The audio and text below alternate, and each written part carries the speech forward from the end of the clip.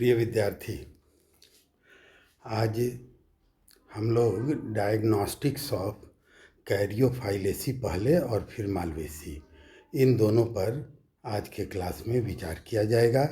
इसमें आप लोग का स्वागत है। देखिए, कैरियोफाइलेसी फैमिली के 80 जेनेरा और 2100 स्पीसीज रिपोर्ट किए गए हैं। इनमें से जो सबसे बड़ा जेनेरा है वो साइलेनी है, जिसके अंतर्गत 500 स्पीसीज आते हैं। और उसके बाद हम लोग सभी का लगभग पूर्व परिचित डायंथस आता है, जिसके 350 स्पीसीज रिपोर्ट किए गए हैं।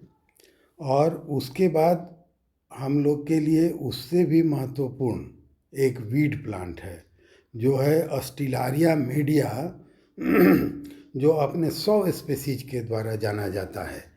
तो क्रम से इस फैमिली के ये बड़े कंपोजिशन हैं, ये 3 जेनेरा जो कि इसके बहुतायत के प्लांट्स इसमें पाए जाते हैं। अब देखिए, यहाँ एक बात ये कह दिया जाए कि स्टिलारिया मीडिया और अस्परगुला अर्बेंसिस, विशेष तौर से स्टिलारिया मीडिया आपके महाविद्यालय में है। यह एक वीड है और यह यूं ही ग्रो करता है। प्रायोगिक कार्य के लिए इसका इस्तेमाल करते हैं हम लोग। तो आप लोग देखें, इसमें स्टिलारिया मीडिया कहाँ है। वाइट कलर का नीचे में जो 2 फ्लावर है, उसमें दाहिने साइड का फ्लावर, जहाँ 2 वाइट कलर का फ्लावर लगा हुआ है, जिसके पेटल छोटे छोटे और ज़्यादा संख्या में दिख रहे हैं, ये है स्टिलारिया मीडिया। यह वीड प्लांट है। अच्छा, अब इसके बाद इसमें दूसरा महत्व इस नज़रिए से देखा जाए कि कार्नेशन प्लांट या डायंथस नाम से ऑर्नामेंटल आता है, कार्नेशन कहते हैं इसे। और यह अपने अनेक स्पीसीज के साथ खूबसूरत प्लांट के साथ आता है। और यहाँ पर भी 2 स्थान पर डायंथस आपको 2 स्वरूप में दिखाई दे रहा है। देखिए, यह ऑर्नामेंटल प्लांट है और सरलता से कहीं भी देख सकते हैं, और इसे किसी भी नर्सरी वाले से खरीद भी सकते हैं। मतलब ईजिली अवेलेबल और वेरी पॉपुलर ऑर्नामेंटल। अब देखिए, बाएं साइड में टॉप पर जो है थस आपको दिख रहा है, ये है डायंथस टेनुइफोलियस। क्या नाम है इसका? डायंथस टेनुइफोलियस। और उसके बाद राइट साइड में दूसरे नंबर पर जहाँ गुच्छे में फ्लावर लगे हुए हैं, बहुत ब्यूटीफुल गुच्छा नज़र आ रहा है, यह है डायंथस बारबेटस। तो डायंथस के 2 स्पीसीज आपको यहाँ दिखाए गए, डायंथस टेनुइफोलियस और डायंथस बारबेटस। ये अंग्रेजी नाम, कॉमन नेम के साथ कार्नेशन प्लांट के नाम से जाने जाते हैं। अच्छा, डायंथस टेनुइफोलियस यहाँ पर थोड़ा स्पष्ट दिख रहा है, एक सिंगल फ्लावर है। तो आप देखें, इसके मार्जिन पर गौर करें। जो पेटल दिख रहा है, उस पेटल का मार्जिन पर आप ध्यान दें तो आप क्या पाएंगे कि ये फिम्ब्रिएटेड है, ये कटान युक्त है। तो ये देखिए, इसकी आइडेंटिटी बन जाती है। तो ये हुआ डायंथस। लेकिन ये 2 महत्वपूर्ण चीज़, एक प्रायोगिक कार्य के लिए स्टिलारिया मीडिया, और उसके बाद ऑर्नामेंटल के रूप में डायंथस टेनुइफोलियस। और आप कल्पना करके देखिए कि डायंथस बारबेटस कैसा लग रहा होगा। ये चित्र बहुत छोटे करके दिखाए हैं, बहुत बड़ा गुच्छा इनका होगा। तो ये ऑर्नामेंटल प्लांट है। अब तीसरे महत्वपूर्ण स्थान पर जब जाना हो, तो इस ग्रुप का जो सबसे अधिक संख्या में रिप्रेजेंटेशन दे रहा है, 500 स्पीसीज जाने जाते हैं साइलेनी जेनेरा के। तो साइलेनी के एक एग्जाम्पल दाहिने तरफ शीर्ष पर देखिए आपके है, मतलब स्लाइड के शीर्ष पर दाहिने तरफ यह है साइलेनी डायोका। क्या नाम है इसका? साइलेनी डायोका। और डायंथस बारबेटस के नीचे, माने दाहिने तरफ इसी लाइन में जो सबसे नीचे है, ये है लीचनिस। क्या इसका नाम है? लीचनिस कोरोनेरिया। लीचनिस कोरोनेरिया। यह भी गुच्छे में फ्लावर है, देखिए कितना बढ़िया। और इसका साइमोज भी स्पेशल टाइप का है। ठीक है, नॉर्मली डाइकेसियल होके ऊपर में मोनोकेसियल हो जाता है। सिंसिनस, इसको क्या कहते हैं? सिंसिनस। इसकी फैमिली की खासियत भी है, लेकिन यहाँ पर और स्पेशल टाइप का साइमोज है।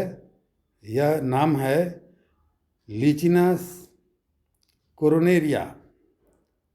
और मज़ेदार बात यह है कि लीचिनस कोरोनेरिया लंग और लीवर के डिजीज को दूर करने में भी काम आता है।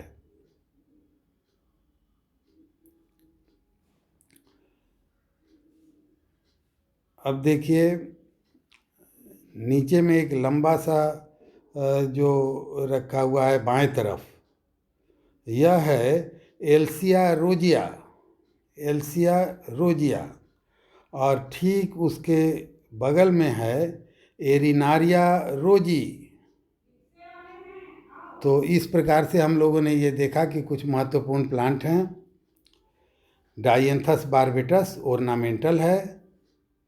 सेपोनारिया वैकेरिया, जैसा कि नाम में कुछ लग रहा है, यह सोप का अल्टरनेटिव भी है। जो सोप से आप काम लेते हैं, इसके जूस को भी हाथ में लगा के पानी डालेंगे, झाग निकलेगा और हाथ साफ करने का काम करेगा। तो सेपोनारिया वैकेरिया या सोप का अल्टरनेटिव। अस्परगुला अर्वेंसिस, ये एक फॉडर है। और साथ में जहाँ डाई लिखा है उसे समझिए डाई यूरेटिक। यह क्या है? डाई यूरेटिक भी है और फॉडर के रूप में भी इस्तेमाल होता है।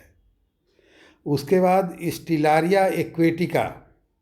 स्टिलारिया एक्वेटिका चिकविड के नाम से भी जाना जाता है और इसके टॉप का वेजिटेबल के रूप में इस्तेमाल किया जाता है। जिप्सोफिला स्पीसीज ओर्नामेंटल है। लीचनिस कोरोनारिया यह लंग और लीवर के डिजीज में काम आता है। और साइलेनी आर्मेरिया यह ओर्नामेंटल प्लांट है। तो इस प्रकार से अब हम लोग कैरियोफाइलेसी कुल के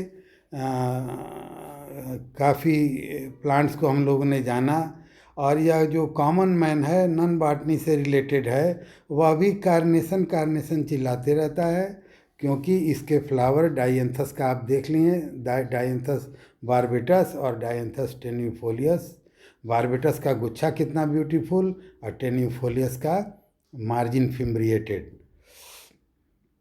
तो ये इसके आरंभिक परिचय है कैरियोफाइलेसी फैमिली के।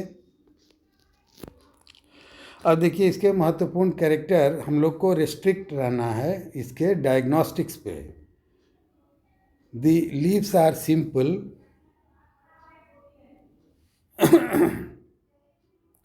Opposite, entire and X stipulate, cincinus inflorescence, dichasial and in monochasial condition. नीचे से डाइकेसियल चलेगा, ऊपर से मोनोकेसियल में एंड करेगा।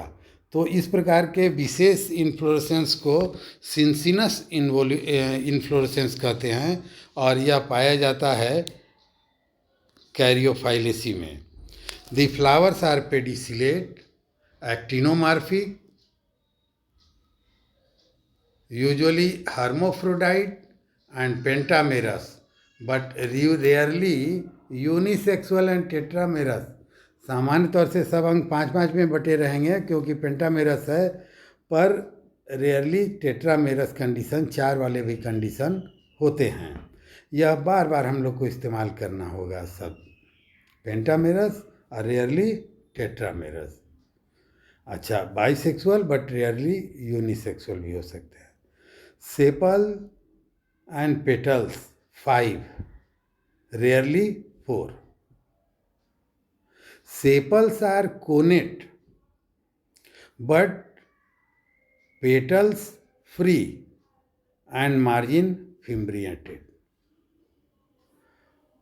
पॉलीएडेल्फस कैरियोफाइलेसी कैसा होता है? पॉलीएडेल्फस सारे स्टेमेन अलग अलग होंगे, पर साथ में देखिए इसकी और विशिष्ट कैरेक्टर, वह क्या है?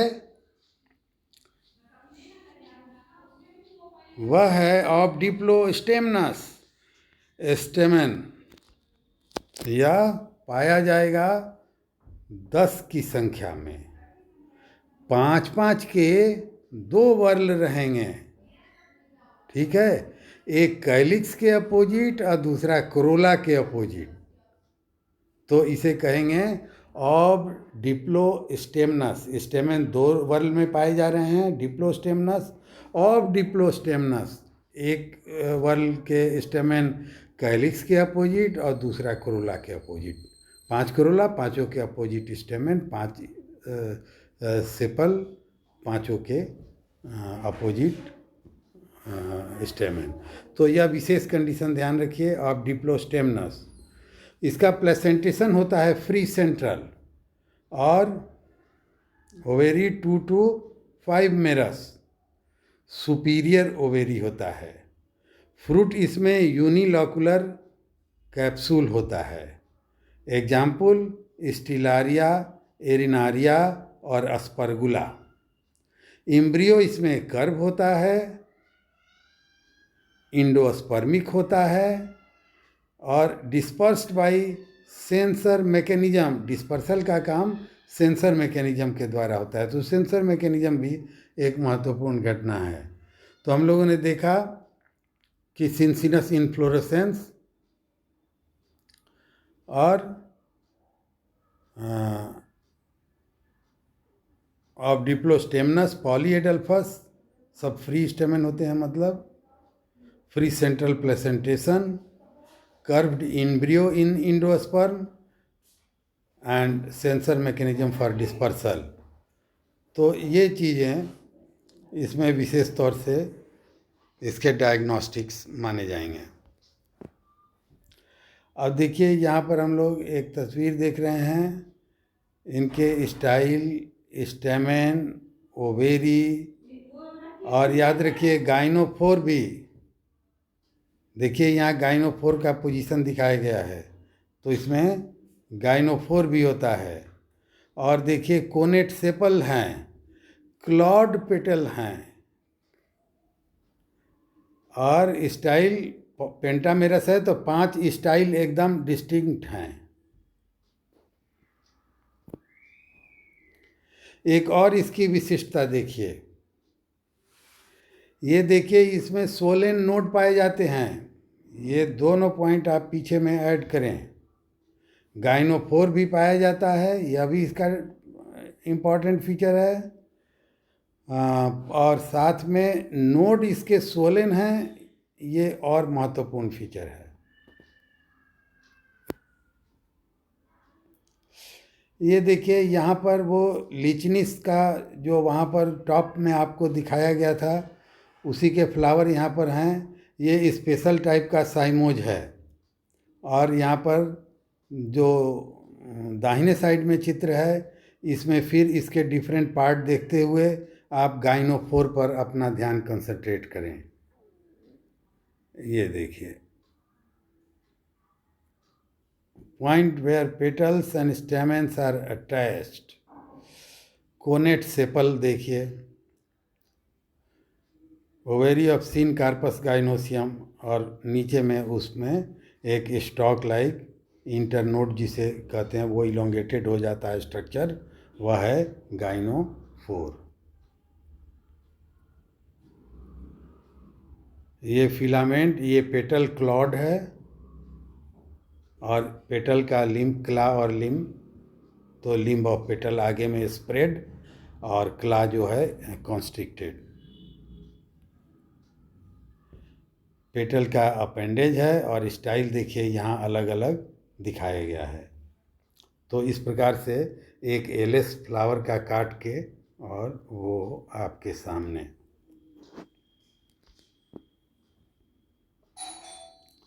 अब इन्हीं चीज़ों को एक बार फिर से देख लें। इनके अलग अलग पार्ट को देखिए। एक तरफ गाइनोसियम दिखाया गया है दाहिने तरफ, जिसमें ओवेरी, पेडिसिल और ट्राइफिड स्टिग्मा दिखाया गया है, और दूसरे में जो बीच वाला लाइन है उसमें ऊपर में टीएस दिखाया गया है गाइनोसियम का, और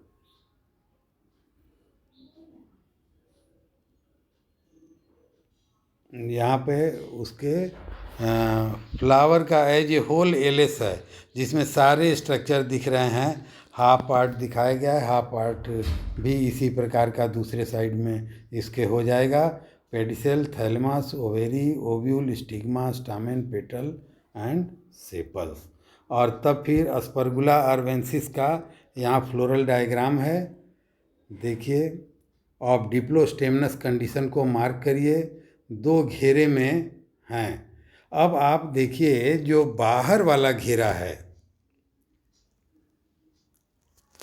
स्टेमेन का, और जो अंदर वाला घेरा है, एक सेपल के ठीक बीच वाले पार्ट में पड़ रहा है, तो दूसरा पेटल के ठीक बीच वाला पार्ट में पड़ रहा है। यह कंडीशन ऑफ डिप्लो स्टेमनस का है।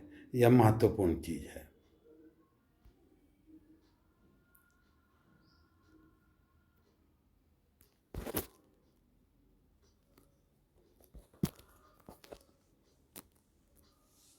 देखिए यहाँ वर्गीकरण इनका बेंथम एंड हुकर साहब के अनुसार फाइनेरोगेम्स, डाइकोटिलेडेंस, पॉलीपिटेली, थैल्मीफ्लोरी, कैरियोफिलिनी और कैरियोफाइलेसी। वहीं इंग्लर प्रांटल के साहब के अनुसार फाइनेरोगेम्स, डाइकोटिलेडेनी, आर्किक्लेमाइडी, सेंट्रोस्पर्मे और कैरियोफाइलेसी।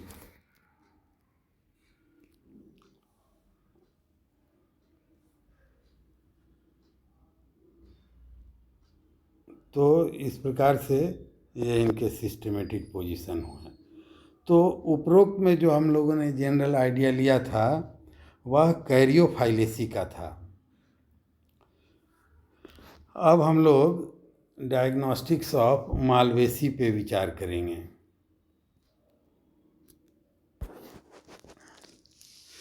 तो देखिए, मालवेसी फैमिली में 80 जेनेरा और 1000 स्पीसीज आते हैं, रिपोर्ट किए गए। और इसमें एग्जाम्पल है एब्लेमोस्कस एस्कुलेंटस। कुछ जगह पे इसे हिबिस्कस एस्कुलेंटस भी कहते हैं, पर ओकरा नाम का एक सब्जी आता है जिसे लेडीज फिंगर, भिंडी या राम तुरई के नाम से भी जानते हैं। ये भिंडी है, एब्लेमोस्कस एस्कुलेंटस। अब इस नाम से सारे लोग परिचित हैं। दूसरा इसका महत्वपूर्ण प्लांट है गॉसिपियम।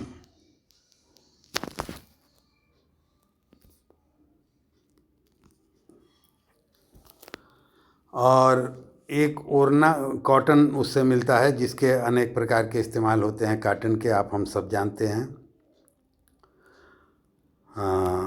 और उसके बाद इसका एक बहुत महत्वपूर्ण ऑर्नामेंटल प्लांट है, और इस ऑर्नामेंटल प्लांट को आपके महाविद्यालय में बहुत है। क्या नाम है इसका, बताने की ज़रूरत है। लाल रंग का फ्लावर, गुड़हल, हिबिस्कस रोजा डैश साइनेंसिस।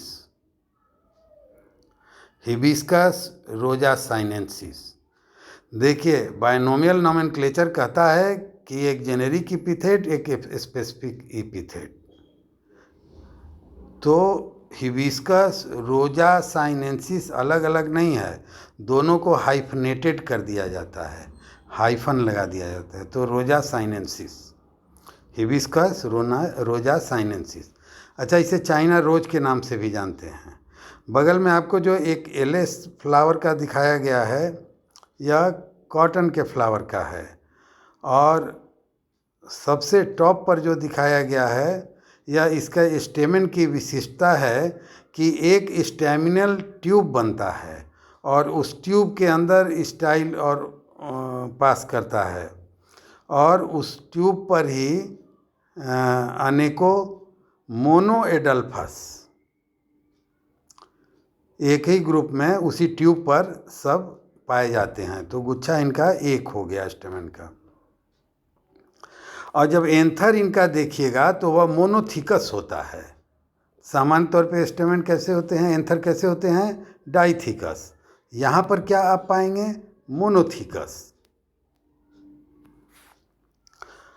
और अब देखिए ये जो दूसरा फ्लावर है बाएं तरफ स्टेमिनल ट्यूब दिखाते हुए पार्ट के ठीक नीचे वाला, वह है साइडा।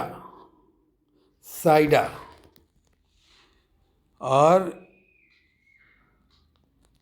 साइडा बहुत महत्वपूर्ण प्लांट है क्योंकि यह एक वीड है, येलो फ्लावर वाला, भिंडी के ऊपर। और यह कॉलेज में भी बहुत है, आगे के नाले के तरफ भी बहुत ये ग्रो करता है और प्रैक्टिकल में इसका इस्तेमाल किया जाता है। तो इस प्रकार से एक प्लांट इसके जो हैं एब्लेमोस्कस स्कुलेंटस, ओकरा, एब्यूटिलॉन थियोफ्रास्टाई। यहाँ पर ऊपर से दूसरा जो लाल रंग का थोड़ा सा हिस्सा दिख रहा है, अब ये सेटिंग की डिफ़िकल्टी हो गई है, कंघी के नाम से भी जानते हैं, एब्यूटिलॉन। और उसके बाद है एल्सिया रोजिया। और कॉटन के अलावा एक और नाम यहाँ पर थियोब्रोमा कोकोआ, जिससे कॉफ़ी निकलता है, तो वो भी प्लांट इसका सदस्य है। इसे कॉमनली मैलो फैमिली के नाम से भी जानते हैं। तो ठीक है।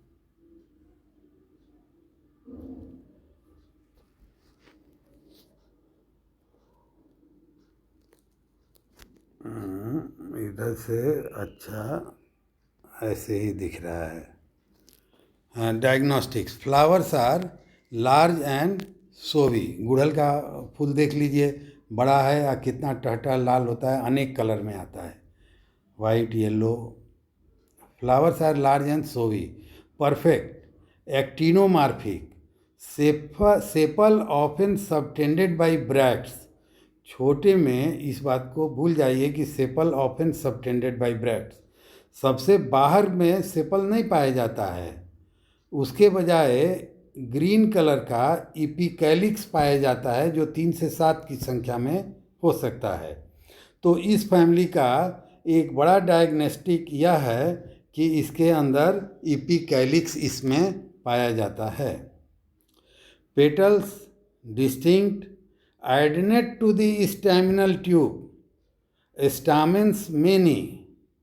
स्टैमिनल ट्यूब से वो नीचे में जुड़ा रहता है petal. स्टैमेंस many, मोनोएडल्फस।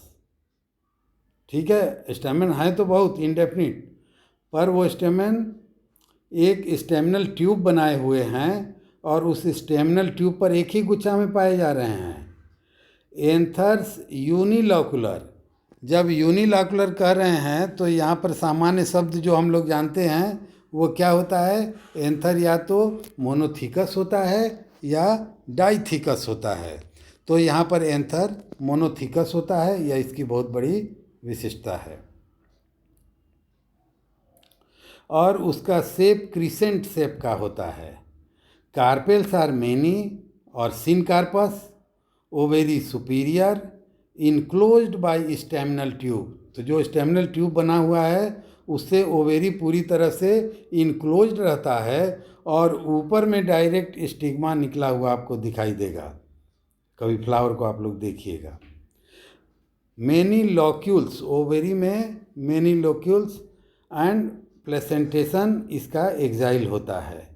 Inflorescence flower solitary होते हैं या साइम में होते हैं, फ्रूट साइजोकार्पिक होता है या कैप्सूल होता है। तो ये हैं इसके डायग्नोस्टिक्स। अब देखिए इसका फ्लावर, अब आप स्टैमिनल ट्यूब से यहाँ पर आपको क्या देखना है, ये कि स्टैमिनल ट्यूब के अंदर ओवेरी कैसे इनक्लोज्ड है। और ये देखिए ओवेरी नीचे से चलता हुआ और यहाँ पे ये स्टाइल आ रहा है और स्टाइल इनक्लोज है, हॉलो ट्यूब स्टैमिनल ट्यूब बना है और उसी से ये निकल रहा है। फिर पेटल्स को देखिए, कोनेट एट दी बेस, मुख्य पार्ट इसका क्या हो गया, स्टैमेन क्यों मुख्य पार्ट हो गया, इसलिए भी विशिष्टता के साथ कि वह स्टैमिनल ट्यूब एक मोटा सा बनाया है, ओवेरी को इनक्लोज किया है इंक्लूडिंग स्टाइल, स्टिग्मा सिर्फ बाहर निकलेगा। और साथ में पेटल्स देखिए यहाँ स्टैमिनल ट्यूब से जुड़े हुए हैं, पेटल कहाँ जुड़े हुए हैं, स्टैमिनल ट्यूब से। यह इसकी खासियत है। ये एलिस ऑफ फ्लावर आप लोग देख रहे हैं।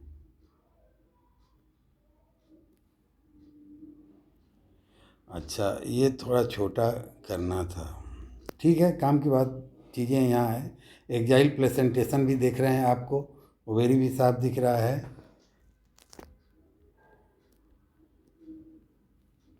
जो सबसे बाहर वाला एक पतला हिस्सा है ग्रीन कलर का, वह कैलिक्स है, और नहीं, वो ईपी कैलिक्स है। और उसके बाद वाला जो है बड़ा सा सटा हुआ पेटल से देख रहे हैं ग्रीन कलर का, यह है कैलिक्स।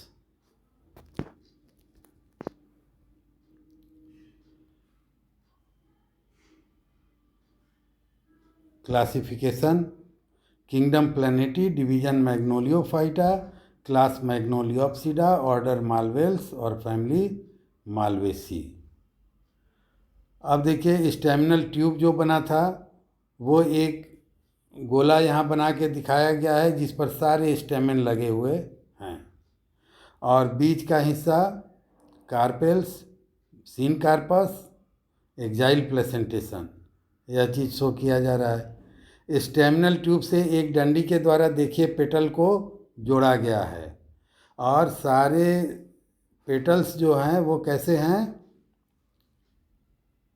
सारे पेटल्स कैसे हैं, एस्टिवेशन के लिहाज से वॉल्वेट हैं, सभी फ्री हैं, और आपस में ये फ्री हैं पर स्टैमिनल ट्यूब से जुड़े हुए हैं। एक डंडी लगा के छतरी की तरह दिखाया गया है, ये है पेटल। उसके बाद सबसे बाहर का घेरा यहाँ कैलिक्स दिखाया गया है, और इसके भी बाहर में जो नहीं यहाँ दिखाया गया है वो ईपी कैलिक्स होता है। देखिए अब इसका हम लोग फ्लोरल फार्मूला देखें, ब्रैक्टिएट है, ब्रैक्ट भी इसका नीचे में होगा, और उसके बाद यह एक्टिनोमार्फिक है, और फिर यह बाइसेक्सुअल है, एरो ऊपर में नीचे में प्लस, और उसके बाद ईपी कैलिक्स कितने होंगे, 3 से 7 होंगे, और कैलिक्स कितने होंगे, 5 होंगे। और देखिए ये जुड़े हुए हैं कैलिक्स, नीचे में जुड़े हुए रहते हैं कप के समान, और ऊपर में टूथड स्ट्रक्चर बनाते हैं, जहाँ बाइफर्केशन को आप काउंट कर सकते हैं। हरे रंग का कप, गुड़हल का फूल लेके देखिएगा। उसके बाद इसमें कोरोला 5 हैं, फ्री हैं। एंड्रोसियम इंडेफिनिट है, और वह जुड़ा हुआ है किससे, कोरोला से। तो इस कंडीशन क्या कहते हैं, इपीपिटेलस कहते हैं। और गाइनोसियम कितने हैं, 5 से अनंत, इंडेफिनिट। तो 5 सामान्य तौर से मान लिया जाए, ज़्यादा भी हो सकते हैं। और ये सुपीरियर होता है, ओवेरीज में सुपीरियर होता है। तो धन्यवाद दोस्तों। अब आपके लिए 5 सवाल,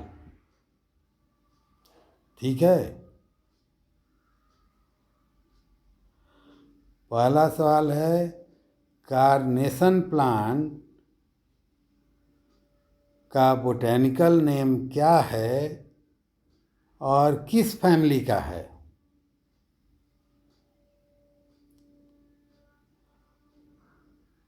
दूसरा सवाल,